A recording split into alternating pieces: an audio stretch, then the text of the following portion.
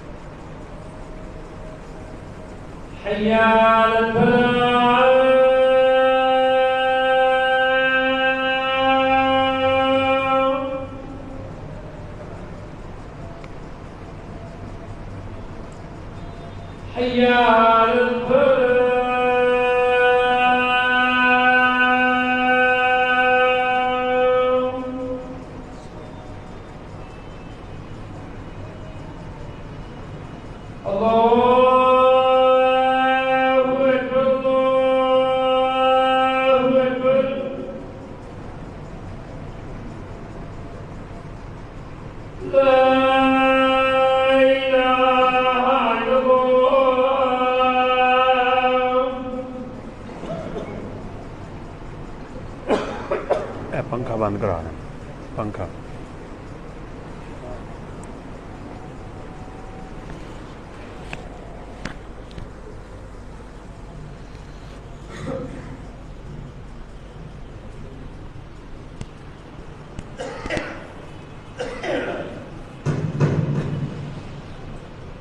السلام علیکم ورحمۃ اللہ وبرکاتہ ان الحمد للہ نحمده ونستعینه ونستغفره ونعوذ بالله من شرور انفسنا ومن سیئات اعمالنا من يهده الله فلا مضل له ومن يضلله فلا هادي له أشهد أن لا إله إلا الله وحده لا شريك له وأشهد أن محمدًا عبده ورسوله أما بعد فإن أحسن الحديث كتاب الله وخير الهدي هدي محمد صلى الله عليه وسلم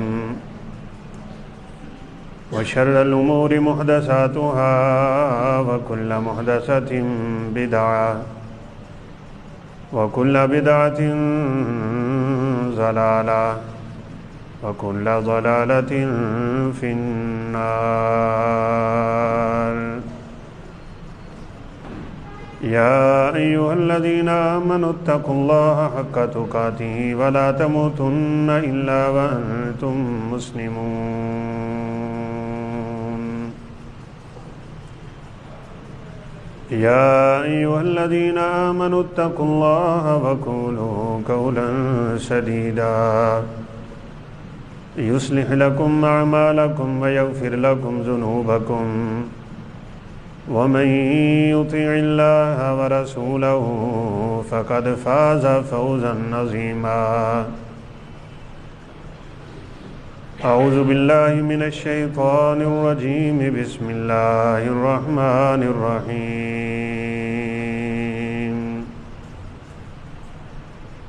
ويؤثرون على أنفسهم ولو كان بهم خصاصة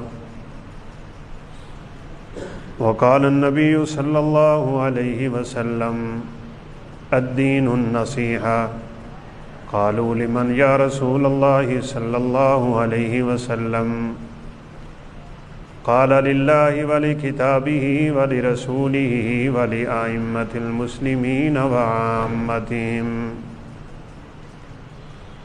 رب اشرح لي صدري ويسر لي أمري واحلل عقدة من لساني يفقهوا قولي رب زدني علما سبحانك لا علم لنا إلا ما علمتنا إنك أنت العليم الحكيم.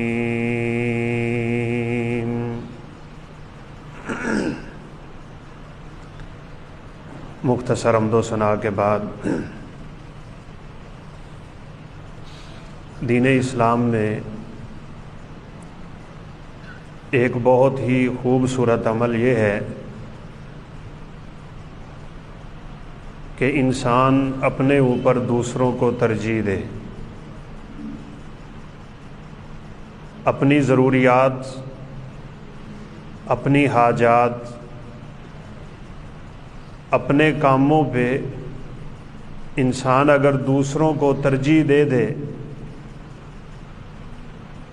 تو اسلام ایسے لوگوں کی بڑی حوصلہ افزائی کرتا ہے۔ ایک چیز اس کے مقابلے میں بھی ہے، اور وہ یہ ہے کہ کچھ لوگ اپنے مفاد کی خاطر دوسرے کا نقصان کرنے سے باز نہیں آتے، بلکہ وہ لوگ تو انتہائی بڑے مجرم ہوتے ہیں جو اپنے ذاتی مفاد کی خاطر اجتماعی نقصان کر جاتے ہیں۔ ایک استاد اگر طالب علم سے پیسے لے کے پاس کر رہا ہے، جیسا کہ ہمارے معاشرے میں یہ چیز پائی جا رہی ہے، وہ چند ٹکوں کی خاطر ملک و ملت کا بہت بڑا نقصان کر رہا ہے۔ یہی طالب علم کل کو ٹیچر ہوگا، علم اس نے سیکھا نہیں، پڑھانے کے قابل نہیں، اپنی بربادی تو اس نے کی معاشرے کو بھی برباد کر جائے۔ رسول اللہ صلی اللہ علیہ وسلم سے ایک دفعہ قیامت کی نشانیوں کے بارے میں پوچھا گیا تھا۔ کبھی کبھار کسی کے ذہن میں بات آ جاتی تو کسی نے پوچھ لیا قیامت کب ہے، تو آپ صلی اللہ علیہ وسلم کے جواب بھی بڑے حکیمانہ ہوا کرتے تھے۔ کسی کو تو آپ نے کہا قیامت کے بارے میں تو پوچھتا ہے، وما اعددت لها، تیرے پوچھنے اور تیرے کرنے کا کام یہ ہے کہ تو نے اس قیامت کی تیاری کیا کر رکھی۔ اب قیامت کا علم تو کسی کو نہیں ہے، نہ ہی اللہ رب العزت نے اپنے کسی مقرب ترین فرشتے کو بتایا، صرف اللہ جانتے ہیں قیامت کب قائم ہونی۔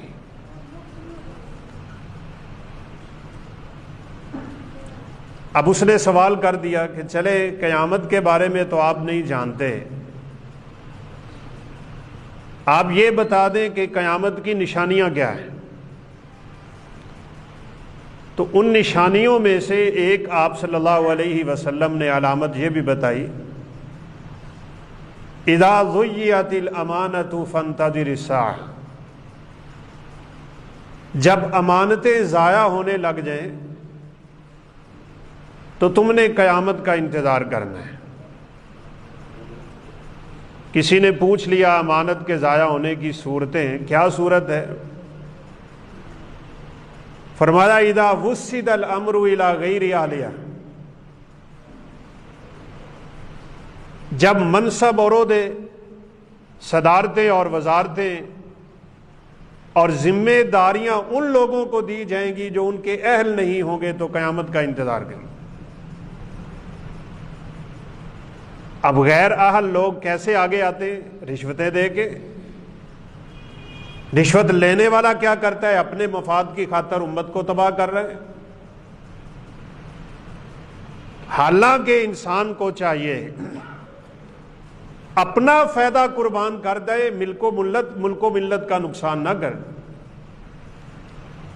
اور اس سے بڑھ کے بڑی بات یہ ہے کہ کہیں وہ اس پیسے کی خاطر اپنے دین کا نقصان نہ کرے۔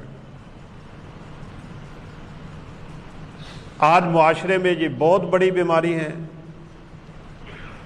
صرف اور صرف اپنا مفاد دیکھا جا رہا ہے، اپنے فائدے سوچے جا رہے ہیں۔ کسی کو اپنی پارٹی کا مسئلہ ہے، کسی کو اپنی جماعت کا مسئلہ ہے، مذہبی لوگ بھی ایسے، سیاسی لوگ بھی ایسے، عوام بھی ایسے، خواص بھی ایسے۔ بتائیں میرا ملک کدھر جا رہا ہے؟ اب آپ کو پتہ ہے جو کل رات سابق وزیر اعظم پہ حملہ ہوا، کتنا بڑا نقصان ملک کا، کس قدر دھکیلا جا رہا ہے دہشت گردی کی طرف ملک کو۔ کرنے والے نہیں سوچ رہے کہ ہم اپنے مفاد کی خاطر کیا کر رہے ہیں۔ آخر کوئی تو مفاد ہے نا ایسی حرکتیں کرنے والوں کا۔ ذاتی مفاد کی خاطر ملک اور ملت اور قومیں تباہ کی جا رہی ہیں۔ جب حالات ایسے ہونے لگیں تو فانتظر الساعہ، نبی کائنات علیہ السلام نے فرمایا پھر قیامت کا انتظار کر۔ چاہیے تو یہ انسان اپنے اندر یہ صفت پیدا کرے۔ ایک شخص ہے، اس کو اللہ رب العزت نے اہلیت دی ہوئی ہے، اللہ رب العزت نے اسے مقام دیا ہے، مرتبہ دیا ہے، وہ آپ سے چھوٹا ہی کیوں نہ ہو، وہ مجھ سے چھوٹا ہی کیوں نہ ہو، شریعت کا تقاضا یہ ہے کہ اسے وہ احترام ملنا چاہیے۔ اپنے مفاد کو آپ قربان کریں اور اس بندے کے ساتھ آپ وہ تعلق کریں جو شریعت چاہتی ہے اور جو اس کا حق ہے۔ آپ اگر دینی کتابیں پڑھیں نا تو یہ چیز الحمدللہ بڑی ملتی ہیں۔ دینداروں کو اللہ رب العزت نے بہت کچھ عطا کیا ہوتا ہے، فہم بھی، فراست بھی، فقہ بھی، قربانیوں کے جذبے بھی، اثار بھی، اخوت بھی، ہمدردیاں بھی۔ بڑے بڑے اساتین علماء، عز بن عبد السلام رحمہ اللہ بہت بڑے عالم گزرے ہیں، اپنے شاگرد کی کتابوں پہ اتنی تعریفیں لکھتے تھے کہ پڑھنے سے یوں لگتا تھا کہ یہ شاگرد تو اپنے استاد سے آگے گزر گئے۔ آج کل کے نعوذ باللہ اساتذہ بھی حسد کے مارے ہوئے، بات لوٹ کے وہی ذاتی مفادات پہ آتی ہے۔ یہ میرا شاگرد ہو کہ مجھ سے آگے کیسے نکل رہا ہے، مجھے تو دعائیں دینی چاہیے۔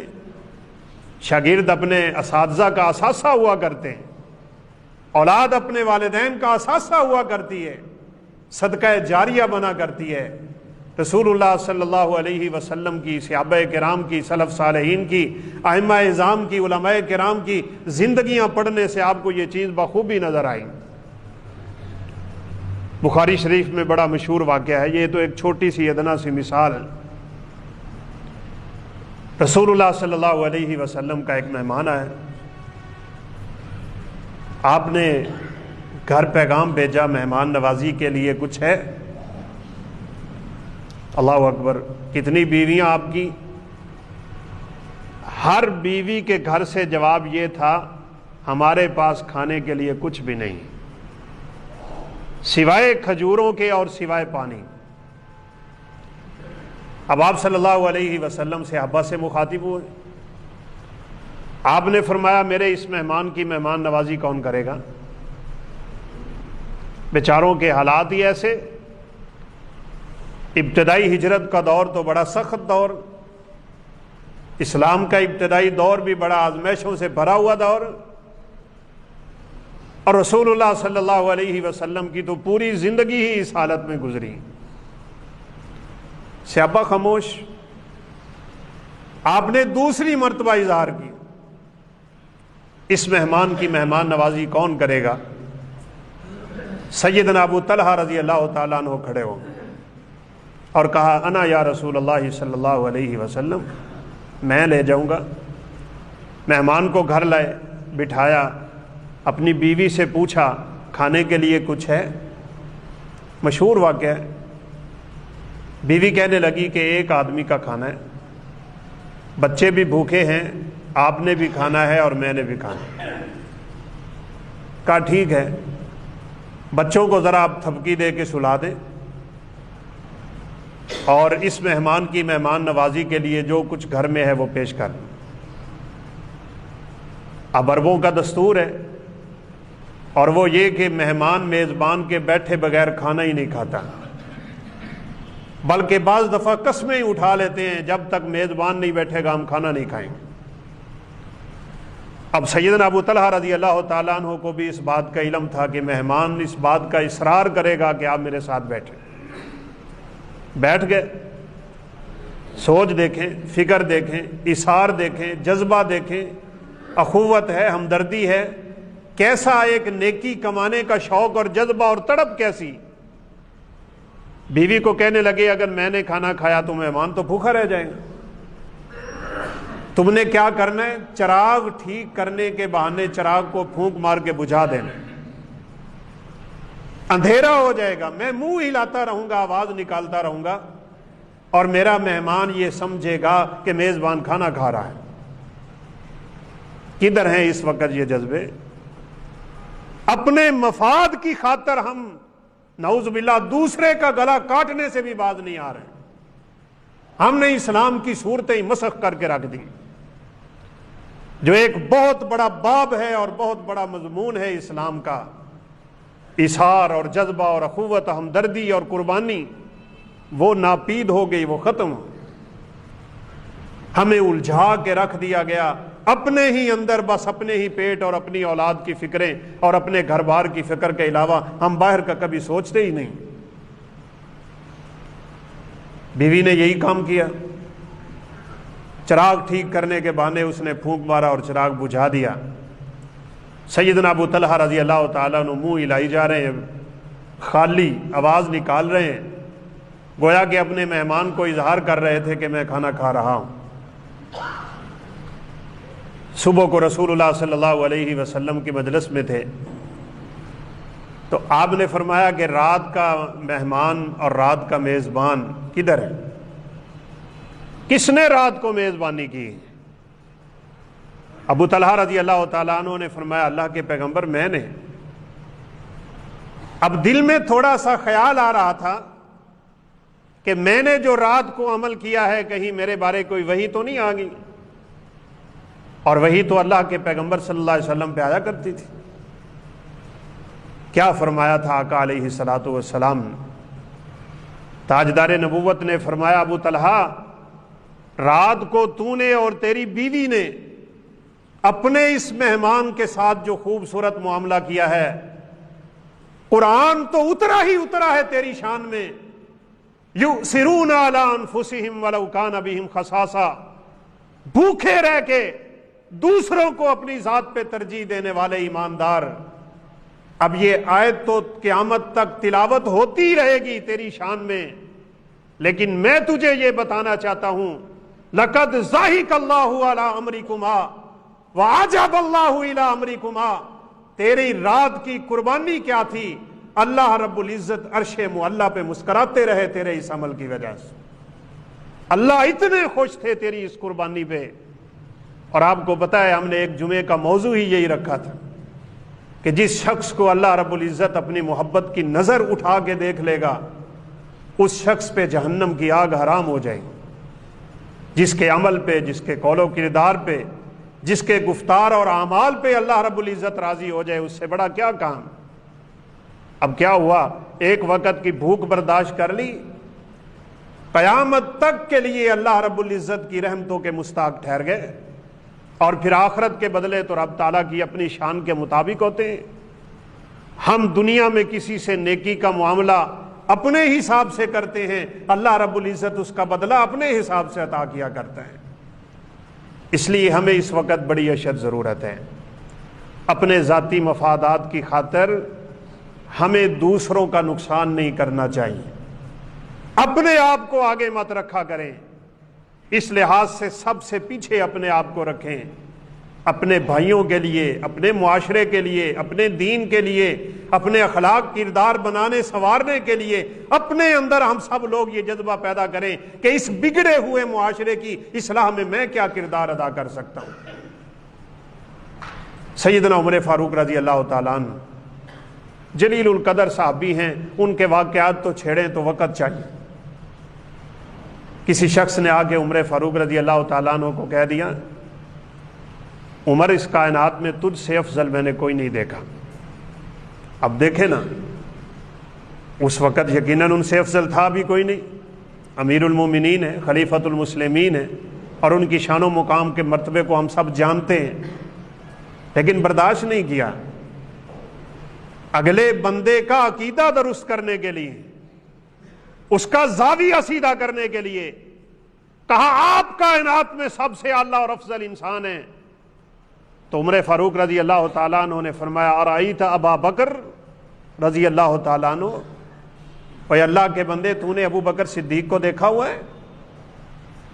کہنے لگا اللہ، میری ابو بکر صدیق سے ملاقات نہیں۔ تو پتہ کیا کہا تھا عمر فاروق رضی اللہ تعالیٰ عنہ نے؟ کہا اگر تو نے ابو بکر صدیق سے ملاقات کی ہوتی اور پھر بھی مجھے تو سب سے افضل قرار دے دیتا، میں تیری کمر پہ کوڑے مارتا کہ تو نے مجھے ابو بکر صدیق سے افضل کیسے بنا دیا۔ کائنات میں سب سے افضل ابو بکر صدیق، ہماری کوئی تعریف کر دے تو ہم پھولے نہیں سماتے، بلکہ آج کل تو رب کعبہ کی قسم ہے دین فروش مولویوں کا یہ حال ہو گیا ہے، اشتہار پہ میرا نام چھوٹا آ گیا، یہ کیوں ہوا ہے؟ اپنے القاب لکھ لکھ کے دیتے ہیں کہ اشتہار پہ میرا نام آئے تو ان لفظوں کے ساتھ آنا چاہیے۔ ذاتی مفاد نے امت کا بیڑا تباہ کر کے رکھ دیا ہوا ہے۔ عمر فاروق رضی اللہ تعالیٰ عنہ ہی تھے، شہید ہونے لگے، خنجر لگا ہے، زخم ہے، انتڑیاں کٹی ہوئی ہیں۔ اللہ اکبر۔ سیدہ عائشہ صدیقہ رضی اللہ تعالیٰ عنہ کی طرف پیغام بھیجا ہے کہ میں رسول اللہ صلی اللہ علیہ وسلم اور ابو بکر کے ساتھ دفن ہونا چاہتا ہوں۔ حجرے میں ایک قبر کی جگہ، کیا مجھے وہاں دفن ہونے کی اجازت؟ اپنے بیٹے ابن عمر رضی اللہ تعالیٰ عنہ کو بھیجا تھا اور بڑی شدت سے انتظار کر رہے تھے جواب کا، اور ان کے الفاظ بھی یہ تھے کہ اب دنیا میں میرے لیے اس سے بڑی اور کوئی خواہش نہیں رہ گئی کہ میری قبر اپنے سرور کائنات کی قبر کے ساتھ آ جائے۔ کیا کہا تھا سیدہ عائشہ صدیقہ رضی اللہ تعالیٰ عنہ نے؟ کہا یہ تو میرے اپنے دفن ہونے کی جگہ تھی، اب دیکھیں نا قیامت کے دن سب سے پہلے قبر رسول اللہ صلی اللہ علیہ وسلم کی پھٹے گی، سب سے پہلے آپ نکلیں گے، اول من شق عنہ القبر، سب سے پہلے آپ کی قبر کھلے گی اور آپ قبر سے باہر آئیں گے۔ اور پھر اگلا مرحلہ کیا ہے؟ آپ کے ساتھ والی دو قبریں کھلیں گی اور آپ صلی اللہ علیہ وسلم ابو بکر اور عمر کا ہاتھ تھام لیں گے۔ وہ دنیا میں بھی اکٹھے، وہ آخرت میں بھی اکٹھے، وہ جنت میں بھی اکٹھے۔ یہاں عائشہ ہوتی تو عائشہ کا ہاتھ ہوتا نا۔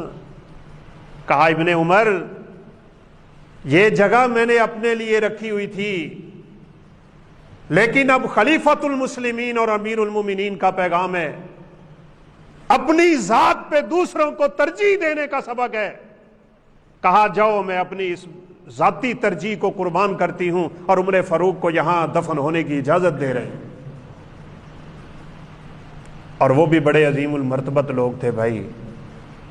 جب بالکل موت قریب آ گئی تو ابن عمر رضی اللہ تعالیٰ عنہ کو پھر قریب بلا کے فرمانے لگے کہ ابن عمر ایسا نہ ہو کہ میری زندگی میں عائشہ صدیقہ رضی اللہ تعالیٰ عنہ نے میرا لحاظ کرتے ہوئے اجازت دے دی ہو जब मेरी लाश उठेगी मेरी चारपाई हुजरे के बाहर रखना और फिर जाके पूछना कि अब बताएं इनको यहां दफन होने की इजाजत है या नहीं। अगर फिर भी सैयदा रोक दें मुझे जाके बकी में दफन कर देना, और अगर वो सच्चे दिल से बखुशी इजाजत दे दें तो मुझे अपने 2 साथियों के साथ दफन करना।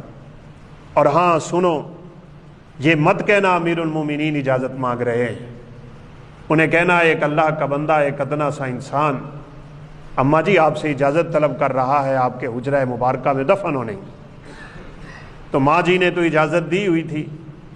कोई अल्लाह मुआफ़ फरमाए आजकल के मोमिनों और मुसलमानों के हालात तो नहीं थे ना, हम सामने हो तो हमारे रवैये और, बंदा गैब हो हमारे लहजे और, कब्र के पीछे और सामने और, ये दोगलापन, ये दोगला पॉलिसियां, ये इस्लाम और मुसलमानों को कहां जेब देती थी।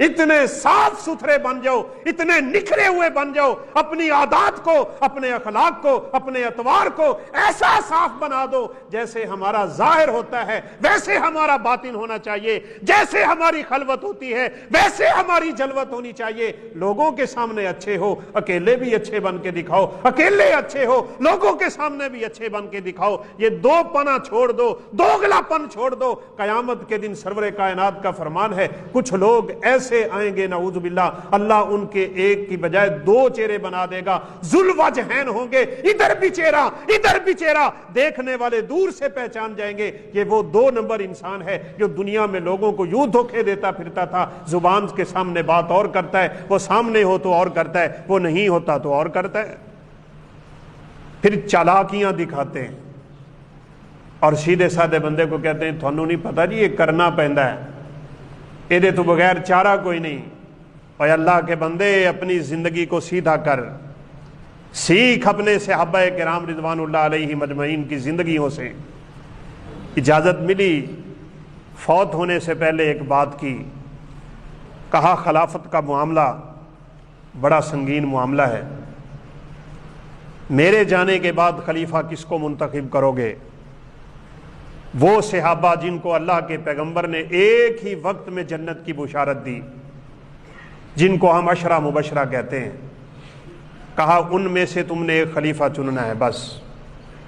और आपने ये बात सुनी हुई है, सईद रजी अल्लाह ताला अन्हु भी अशरा मुबशरा में, कहा उनको निकाल देना, उनको हटा देना, और बकिया जो 6 अफराद हैं उनके अंदर तुमने मशवरा करना है कि खलीफा कौन बने। किसी ने कहा कि आप उनको क्यों निकाल रहे हैं, वो भी तो अल्लाह की पैगंबर की जुबान अतर से जन्नत की बुशारत पाने वाले हैं, उनको क्यों निकाल दिया? कहा ऐसा ना हो कयामत के दिन अल्लाह मुझे पूछ ले उमर तू खिलाफत अपने रिश्तेदार को दे के क्यों आया था?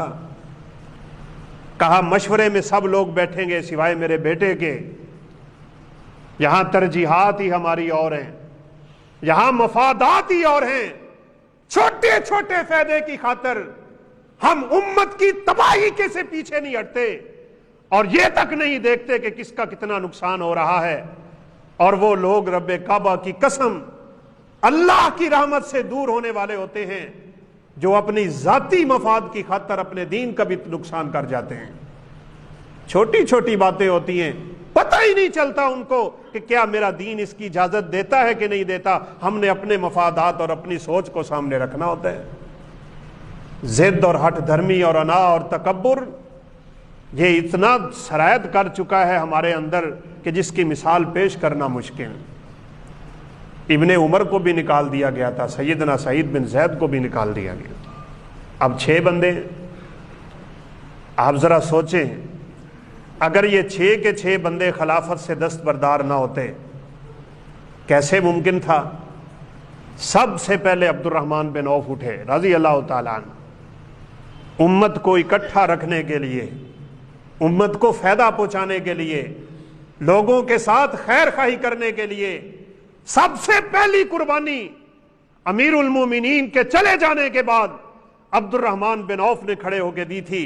हालांकि इस्लाम का झंडा पूरी दुनिया पे लहरा रहा था। खिलाफत पूरी दुनिया की मिलनी थी, अमारत पूरी दुनिया की मिलनी थी, शानो शौकत पूरी दुनिया की मिलनी थी। यहां छोटी छोटी कुर्सी की खातर लोग अपने रिश्तेदारों तक को कुर्बान करने से गुरेजा नहीं होते, लेकिन इस इंसान की शान पे कुर्बान जाए सबसे पहले खड़े होकर ऐलान कर दिया, कहा मैं अपनी खिलाफत का हक हमेशा के लिए छोड़ रहा हूं, दस्तबरदार हो रहा हूं, बाकी ये 5 बंदे हैं, इनमें से इंतखाब करो किसको खलीफा बनाना है।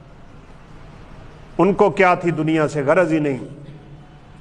हम दुनिया में फंसे तबाह हो गए, उन्होंने दुनिया से जान छुड़ाई, अल्लाह ने दुनिया भी कदमों में डाल दी और अल्लाह ने आखिरत की शानें भी उनको अता कर।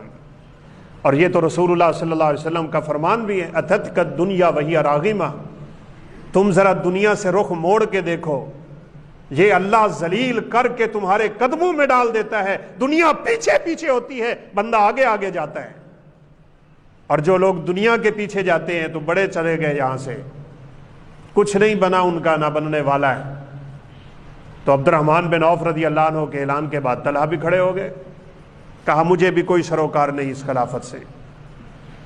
सारे ही हट रहे, किसी ने कहा मैं नहीं बनूंगा, मैं नहीं बनूंगा। बात आके सिर्फ 2 अफराद पे रुकी, सैयदना उस्मान बिन अफ़्फ़ान रजी अल्लाह तआला अन्हु और सैयदना अली मुर्तज़ा रजी अल्लाह तआला अन्हु।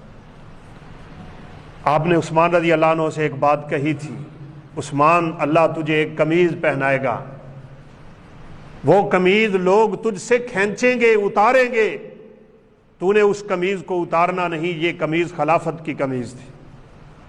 उस्मान रजी अल्लाह तआला अन्हु को ये हदीस याद है, उन्हें महसूस हो रहा था कि अब खिलाफत की कमीज अल्लाह रब्बुल इज्जत मुझे पहनाने लगे। भार बड़ा होता है कि इंसान किसी का मसूल बन जाए, मुझसे मेरी औलाद के बारे में सवाल होगा, और अल्लाह हमें क़यामत की सख्तियों से महफूज फरमाए। आप जितने लोग खुतबा सुनने वाले होते हैं, क़यामत के दिन हम उसके मसूल हों। आप क्या बयान करते थे इस स्टेज पे, यहाँ किस्से, यहाँ कहानियाँ, यहाँ झूठ, यहाँ मौलवियों की बातें, यहाँ अपनी बातें करके जुमे का खुतबा हमसे पूछा जाएगा, आपसे पूछा जाएगा, आप सुनते थे, बताओ उस पर अमल क्या करते थे। कुल्लुकुम मसूल, हर बंदे से क़यामत के दिन सवाल होने वाला है। ये थोड़ी है कि हम ऐसे ही आराम से रब की जन्नत के वारिस बन जाएंगे जैसे हमारा ख्याल। कठिन मराइल, यहां तो पैसे दे के अपने आप को वोट डलवाते हैं। हमारे उम्मत का ये हाल हो चुका हुआ है, मिन्नतें करके बड़े बड़े लोग, लैंड लॉर्ड और गाड़ी और लैंड क्रूजरों पे चलने वाले, धक्के खाते फिरते होते हैं लोगों से वोट वसूल करने के लिए, और जब उन्हीं के वोटों से मुंतखब होके आ जाते हैं तो फिर हमें पता ही है वो करते क्या है। उम्मत का नुकसान, मुल्क का नुकसान, पैसे का नुकसान। अब देखें ना, यहाँ पे उस्मान और अली रजी अल्लाह तआला अन्हु पे आके बात रुक गई। लोग दोनों का चेहरा देख रहे हैं कि कौन इनमें से खिलाफत से पीछे हटता है और अपना हक दूसरे के हक में छोड़ देता है। अब अली रजी अल्लाह तआला अन्हु के ज़हन में ये बात थी, उम्मत मुस्लिमा के लिए अगर अल्लाह मुझसे काम ले ले, दीन की सरबुलंदी का, लोगों की खैर खाही का, दीन है ही खैर खाही का नाम, जिस बंदे में खैर खाही नहीं होती, रब्बे काबा की कसम उसमें दीन नहीं होता। अद्दीनुन नसीहा, रसूलुल्लाह सल्लल्लाहु अलैहि वसल्लम ने पूरे के पूरे दीन को एक ही लफ्ज में समेट के रख दिया, फरमाया दीन खैर खाही का नाम है। सहाबा ने पूछा किसके लिए खैर खाही, फरमाया अल्लाह के लिए, अल्लाह के रसूल के लिए, अल्लाह की किताब के लिए, मुसलमानों के हुक्मरानों के लिए, मुसलमानों की आवाम के लिए, सब के लिए खैर खा बन जाओ, अल्लाह तुम्हें दीन की दौलत से सरफराज कर देगा। अल्लाह के लिए खैर खाई क्या होती है? रब का दीन है, उसे संभालें, पकड़ें, सीखें, उस पर अमल करें। अल्लाह के रसूल की खैर खाई क्या है? आपकी सुन्नतों पे अमल करें। सुने अल्लाह के पैगंबर ये करते थे, करना शुरू हो जाएं। सुने ये नहीं करते थे, उसको छोड़ दें। आपकी सुन्नतों पे जिंदगी गुजारने वाले बने। रसूलों की तस्दीक करें, सदाकत करें। यही किताबों की है, जो किताब में, कुरान मजीद में जो हिदायत वाली किताब है, उसमें जो कुछ आया है उस पर अमल कर लें। हमने तो इसको रख लिया नऊज़ बिल्लाह मिन ज़ालिक का खाने पे पढ़ने के लिए। हमने तो इस किताब को रख लिया मुर्दों पे यासीन पढ़ने के लिए। हमने तो इसको रखा मुर्दों के लिए कुरान खरीद खरीद के बख्शवाने के लिए। जिस मकसद के लिए किताब थी वो मकसद हम भूल गए। इसको समझ पे, इस पे अमल करने के लिए ये किताब आई थी। نہ ہم نے سمجھا، نہ ہمیں عمل کی توفیق ملی۔ تو اس چیز کے ساتھ خیر خواہی اور مسلمانوں کے حکمرانوں کے ساتھ خیر خواہی، کیا ہے مسلمانوں کے حکمرانوں کے ساتھ خیر خواہی؟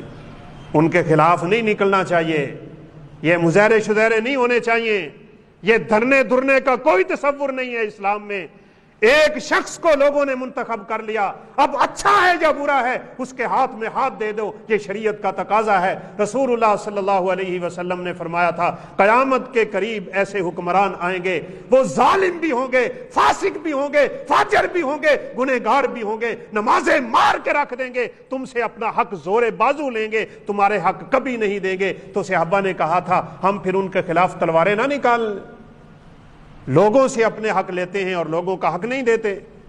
تو رسول اللہ صلی اللہ علیہ وسلم نے فرمایا لا، یہ صحیح مسلم کی روایت ہے، یہ کیا ہوتا ہے مظاہروں میں ہم نہیں جانتے، یہ 2-3 بندے تو بھی مر گئے، اور ابھی جو نقصان ہوگا وہ اللہ ہی جانتے ہیں۔ اللہ ہم سب کو اس نقصانوں سے محفوظ رکھے۔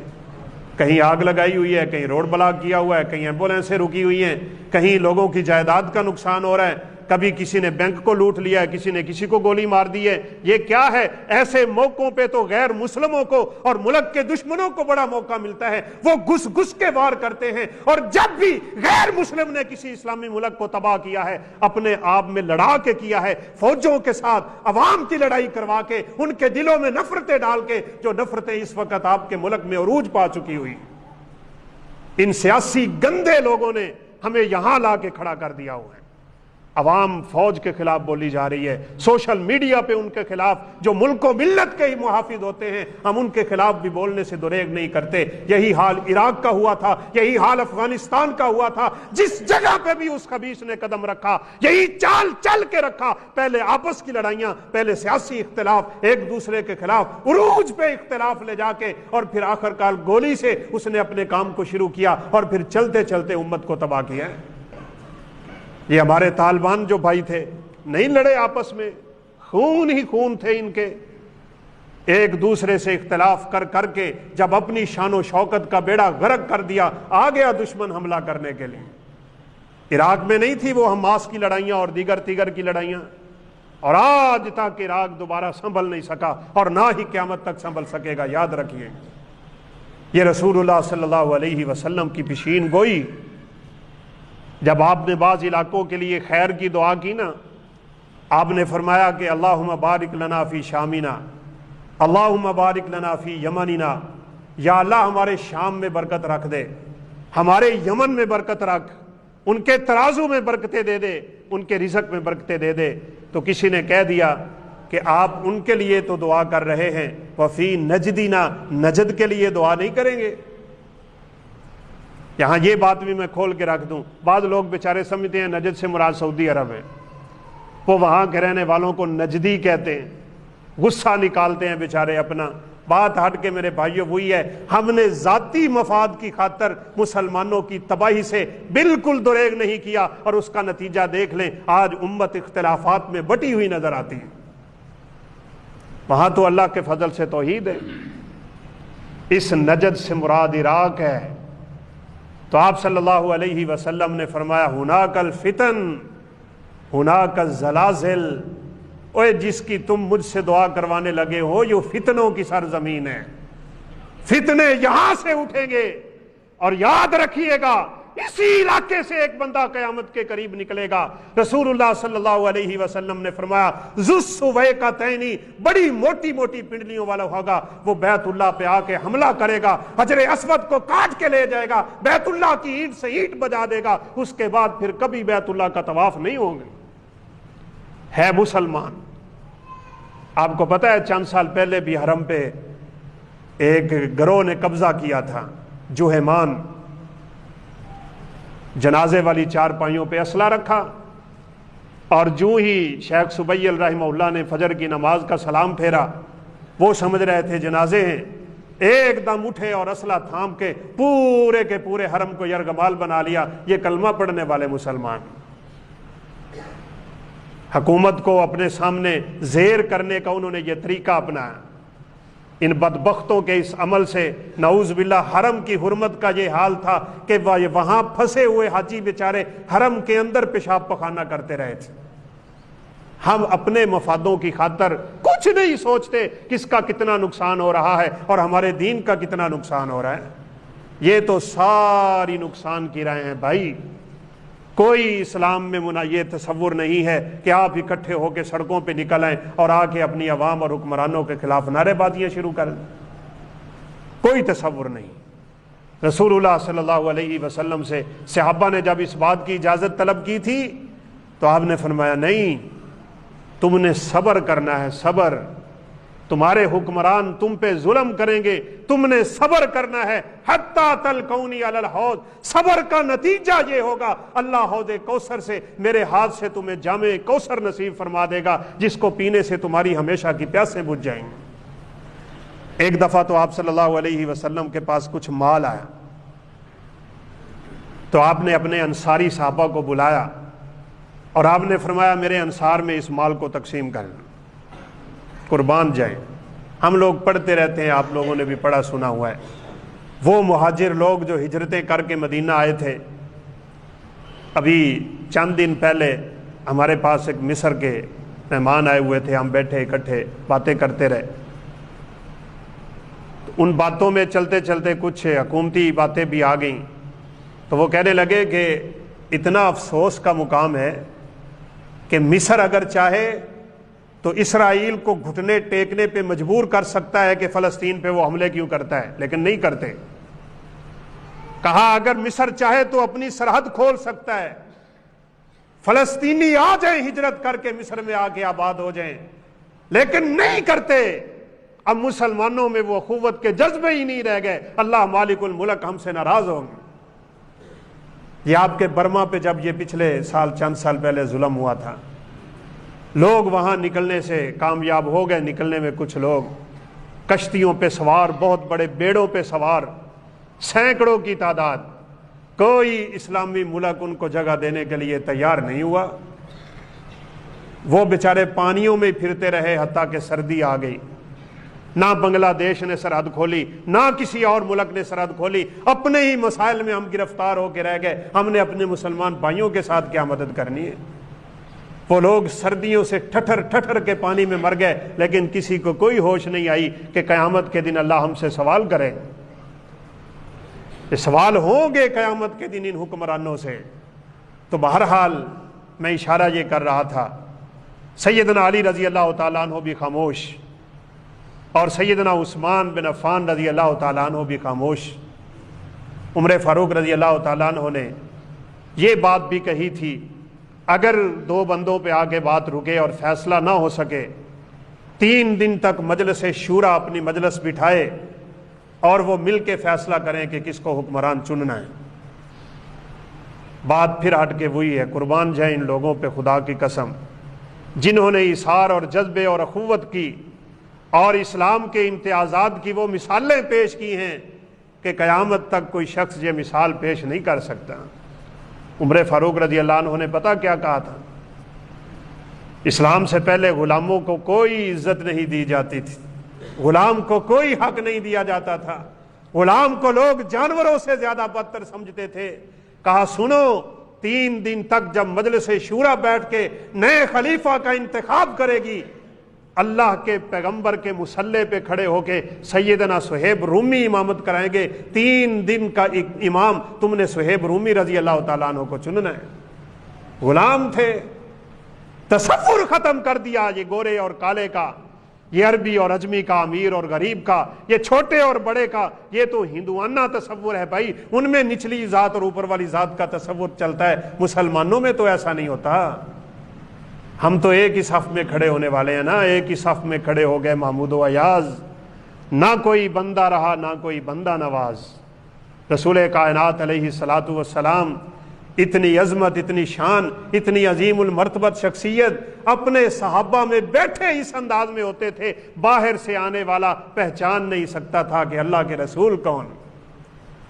یہاں جس کو تھوڑی سی کوئی شان و شوکت مل جائے وہ غریبوں سے سلام لینا گوارا نہیں کرتا۔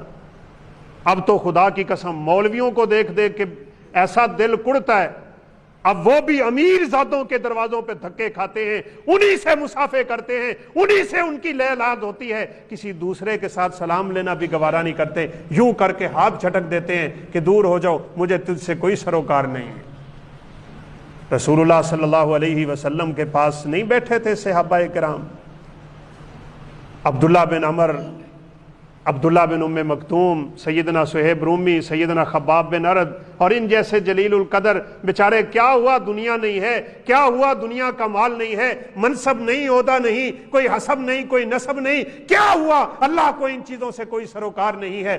آئے ہوئے کفار قریش نے اور قریش کے سرداروں نے اللہ کے پیغمبر سے یہ اظہار کر دیا تھا، ہمارے آنے سے آپ ان کو ذرا اٹھا دیا کریں، ان کے ساتھ بیٹھنا ہمیں گوارا نہیں۔ کوئی بیٹھ کے دیکھے نا کسی چودھری صاحب کے ڈیرے میں، اس کی کرسی پہ، پتہ لگ جائے گا۔ اور یہ عزتیں ہم نے خود بھی رولی مٹی میں، ہم نے ان کے پاؤں کو ہاتھ لگانے سے بھی گریز نہ کیا، اللہ رب العزت نے ہمیں ذلیل کر کے رکھ دیے۔ کیوں جھکتے ہو لوگوں کو سلام کرتے ہوئے؟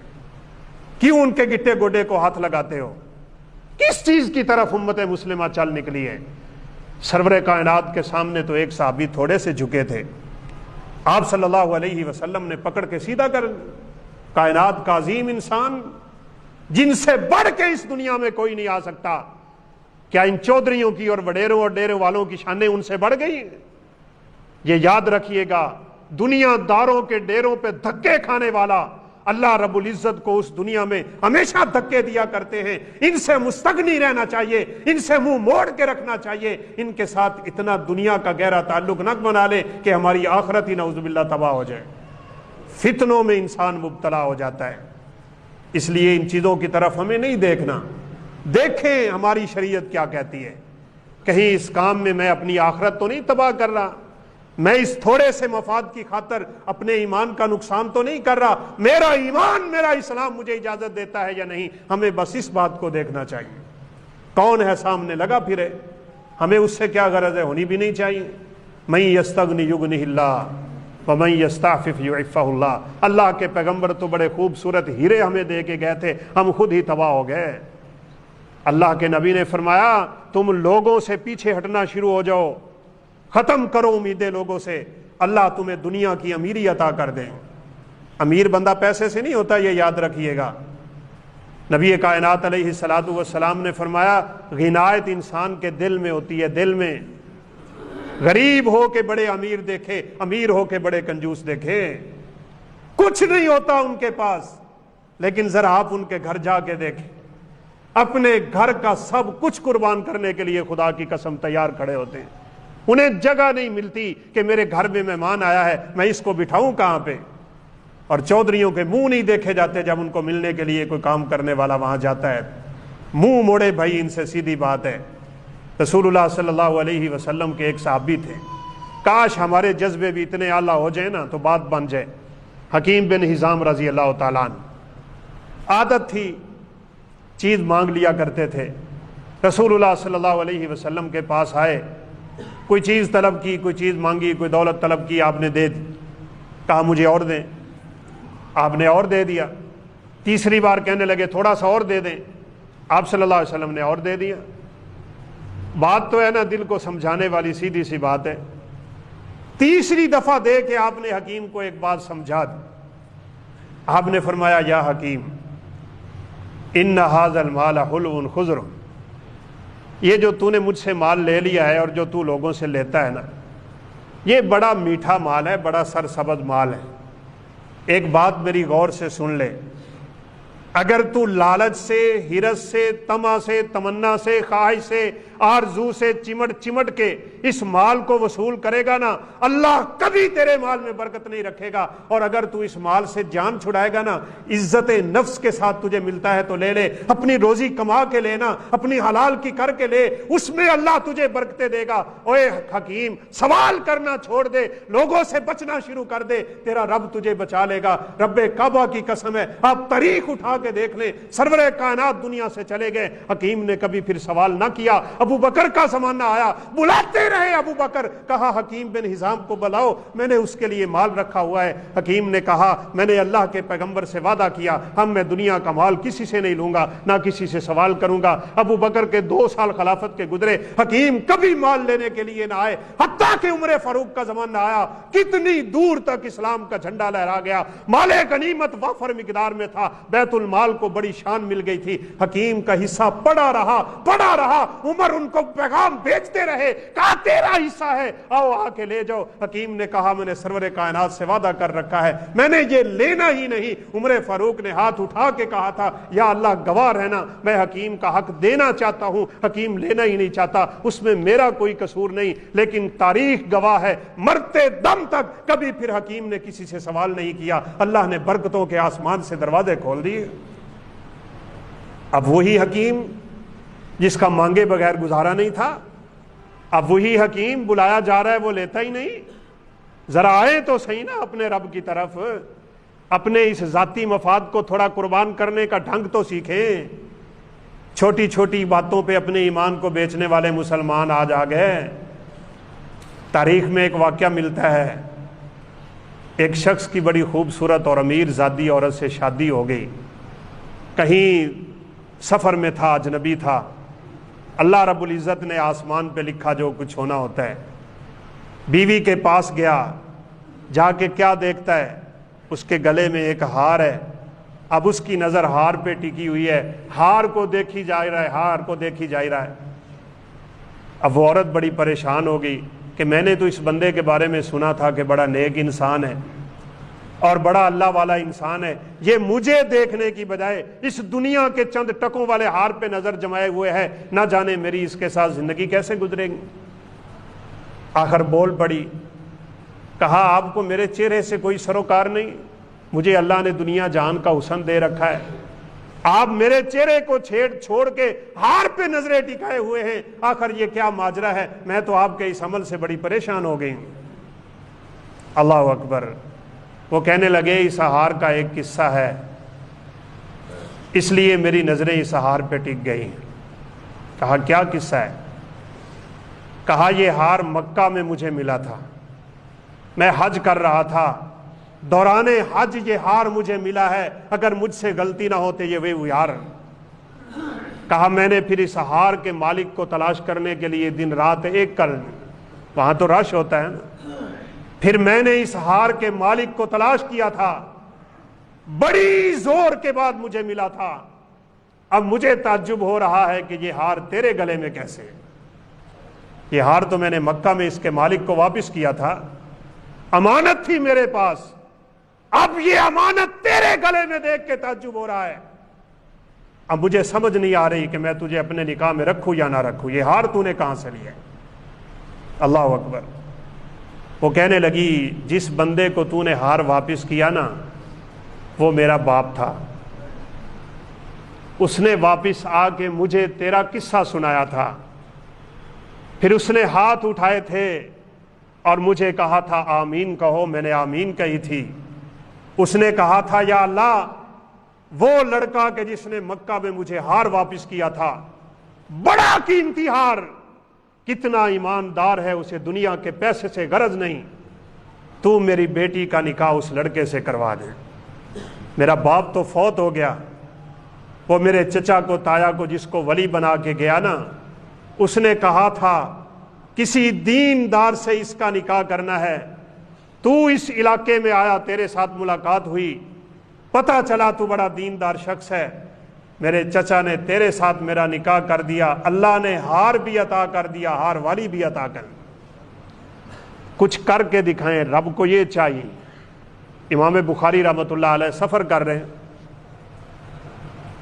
سفر ختم ہونے کے قریب ہے، اپنی جیب سے اشرفیوں کی بھری ہوئی تھیلی نکالی، چونکہ ان کا مہینوں اور سالوں کے سفر ہوتے تھے، وہ اشرفیاں گننے لگ گئے، کتنی ہیں میرے سفر میں کام آ سکتی ہیں، یا مجھے اپنے خرچے کو تھوڑا کلوز کرنا پڑے گا، آخر انسان کو ان چیزوں کی طرف توجہ تو ہوتی ہے۔ اب ساتھ والا بیٹھا بے ایمان، دعا کرے اللہ ایسے کچے ایمان سے ہمیں بچا کے رکھے۔ اس نے اشرفیاں گن لی، امام بخاری گن رہے تھے، اس نے بھی گن لی۔ اب تھوڑی سی کشتی آگے چلی، اس نے رولا ڈال دیا، کہا میری چوری ہو گئی ہے بھائی، اتنی اشرفیاں ہیں اور اس رنگ کی تھیلی ہے، اس تھیلی میں اشرفیاں ہیں، یار کشتی کے اندر کوئی چوری کر لے تو یہ ہمارے لیے کتنی عجیب بات ہے، لہذا تلاشی لو اور مجھے میرا مال واپس لے کے دو۔ اللہ اکبر۔ تلاشی شروع ہو گئی، نہ کسی سے اشرفیاں نکلی، نہ امام بخاری سے نکلی رحمۃ اللہ علیہ۔ تعجب میں پڑ گیا کہ یہ کیا ہوا۔ سفر ختم ہوا، ساحل پہ اترے، ہر کوئی اپنے اپنے گھر کو ہوا، یہ امام بخاری کے پیچھے پیچھے جا رہا ہے۔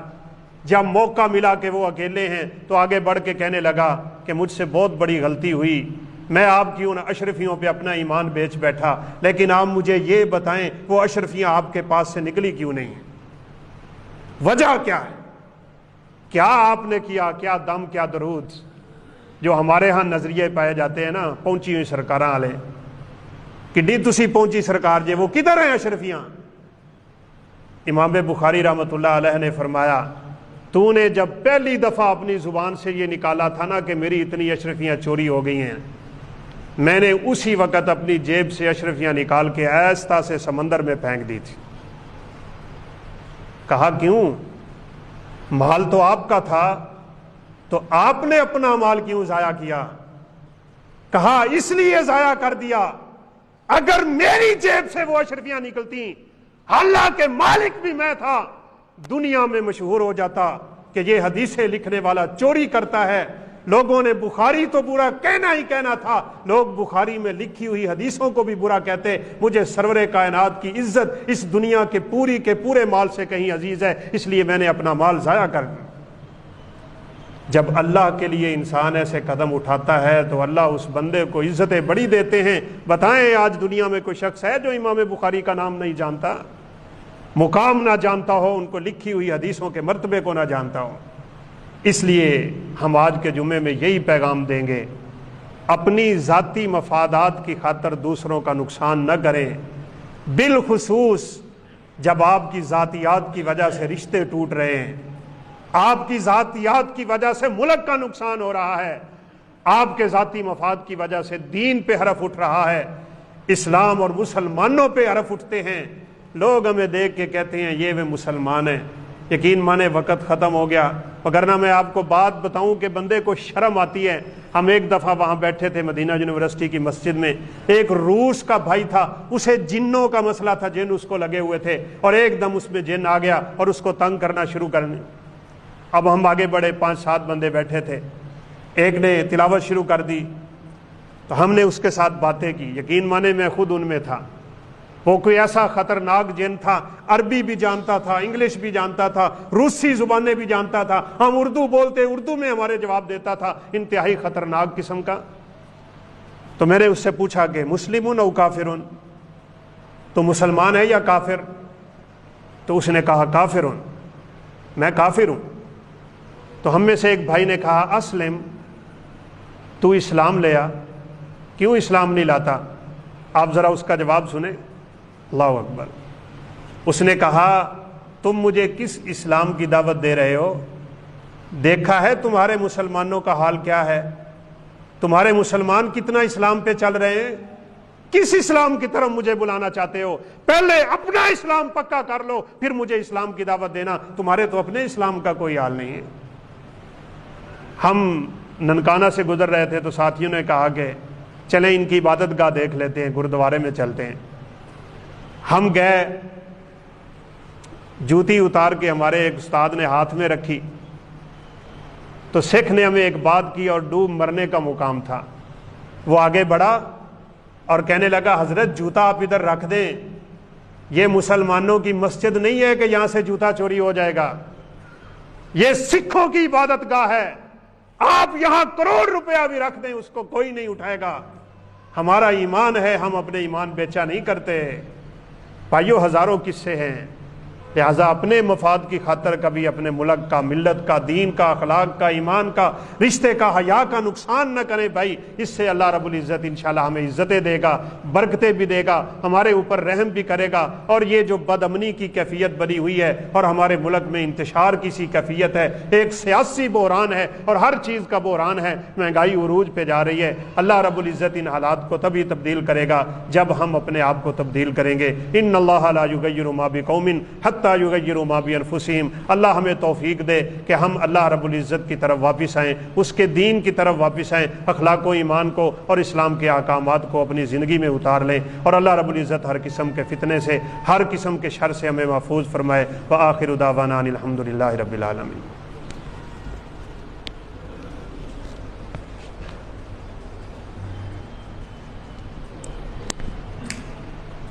ان الحمد للہ نحمده ونستغفره ونعوذ باللہ من شرور انفسنا وسیئات اعمالنا من یهده